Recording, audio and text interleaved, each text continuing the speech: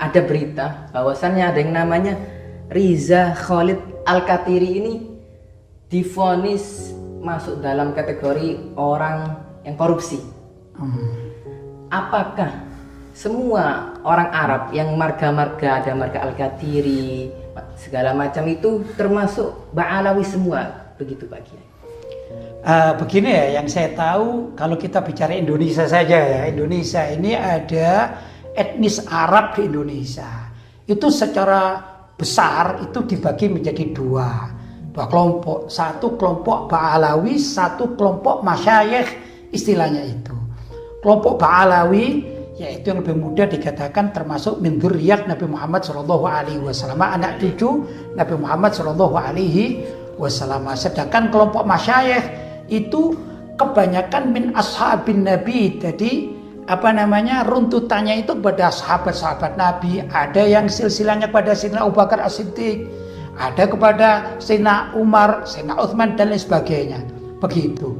Nah, untuk khusus dari Sada Ba'alawi ini memang diyakini oleh ulama dunia bahwa mereka ini termasuk dzurriyyah keluarga Nabi SAW. Sedangkan ada beberapa yang masyayikh ya, bukan Ba'alawi, diantaranya misalnya Al-Qatiri kita ya, Baswedan, seperti Pak Anies Baswedan itu dari masyayikh, masih banyak ya. Kalau di Indonesia ya, ini juga contoh Bamajbur ya, istri saya sendiri ini termasuk dari keluarga Bamajbur, itu bukan dari kalangan Sada Ba'alawi, walaupun intimak mereka kebanyakan adalah ke Yaman begitu. Tapi ada di Indonesia ini marga-marga dari Maroko, sehingga kuburan-kuburan sebagian ulama-ulama kita dikatakan al-Maghribi gitu ya.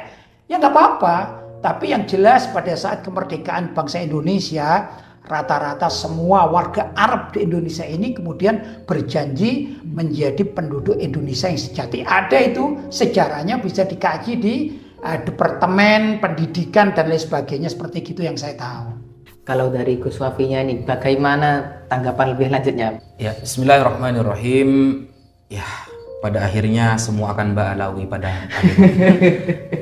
Bahkan saya pun sempat difitnah sebagai PKI. Iya, bayangkan. Jadi fitnah ini memang bukan hanya tertuju kepada kalangan sadah dari Ba'alawi. Seperti para orang-orang yang menjelaskan tentang kesohihan nasab beliau ini juga mendapatkan fitnah. Al-Qatiri itu dari marga masyayikh, beda seperti As-Segaf. Nah, ini kan marga, dan marga ini tidak kemudian dilarang dipakai oleh orang lain misalnya. Itu hanya marga untuk stempel bahwa beliau ini dari Habib Abdurrahman As-Segaf. Dan saking dari bencinya, taraf kebencian mereka itu bukan hanya mengkritik tentang orang-orang oknum di Ba'alawi, kan, bukan. Tapi juga istilah Habib, kata mereka, yang pertama kali melafadzkan adalah orang Yahudi dan Nasrani. Ketika mengatakan dalam Al-Quran, nahnu abna'ullah wa ahibba'u. Ahibba kan jamak dari kata Habib, katanya. Berarti kami adalah Habib-Habib Allah. Tarafnya sampai ke sana. Padahal kalau secara kita teliti, secara mendalam, wa ba'da ma dakokna hadzal mabhath. Jadi begini, orang pertama kali yang mengatakan Habib kepada cucu Nabi itu Sayyidina Abdullah bin Abbas. Sanadnya sahih, tercatat dalam kitab Istijlabur Tiqoil Ghuraf, ditulis oleh Al-Hafidh As-Sakhawi. Ketika sahabat Abdullah bin Abbas bertemu Sayyidina Hasan bin Ali, apa kata beliau? Marhaban bin Habib ibnil Habib. Isnaduhu sahih.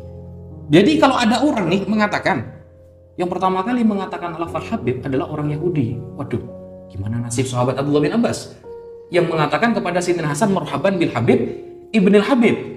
Ya, jadi sampai taraf kepada kebencian yang sangat nyata. Sampai semua marga masyayikh itu diba'alawikan, tetapi ketika itu berunsur dari oknum-oknum. Kalau oknum-oknum, wah ini Ba'alawi nih.